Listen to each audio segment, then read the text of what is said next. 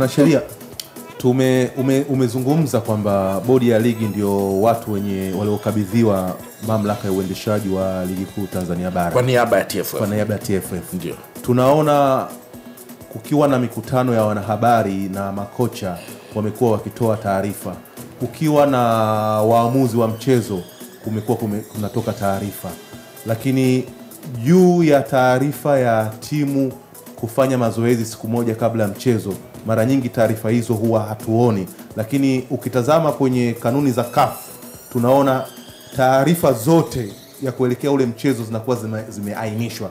Lakini leo hii tunasikia kwamba ili timu iweze kufanya mazoezi ni lazima iweze kutoa taarifa, wakati tayari wasimamizi wa vilabu ambao ni bodi ya ligi wana mlolongo mzima.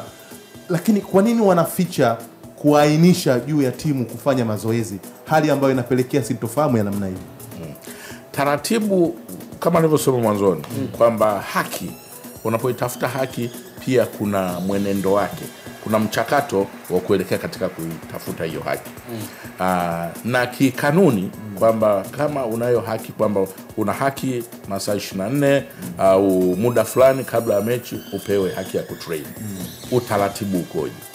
Kanuni inasema kwa mujibu wao wanavyoeleza kwamba taarifa namna hiyo lazima iweze kuifikia TFF au bodi ya ligi, alafu bodi ya ligi itatoa taarifa kwa kwenye uwanja. Kwa nini hii imetokea hivi?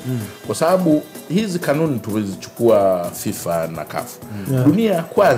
Dunia ya kwanza vilabu vyote vikubwa vya level ya Yanga na Simba vina viwanja vyao.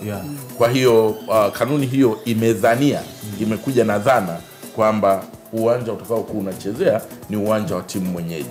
Lakini mazingira kwetu hapa tofauti. Uwanja unaochezea unamilikiwa na serikali. Kwa hiyo kuna mamlaka nyingine ambayo inatakiwa uingeni, uwasiliane nayo ili kuweza kupata hiyo haki. Katika vilabu, katika maana ya vilabu hivi viwili na utekelezaji wa kanuni ya namna hii, mimi naona kwa maoni yangu kwamba taratibu za namna hiyo za maombi ni muhimu mno. Kwa sababu sio Yanga wala sio Simba ambayo unaweza ukawalaumu kuhusiana na umiliki wa uwanja. Yule mmiliki angeweza pia kuzuia. Hamna kitu unachoweza.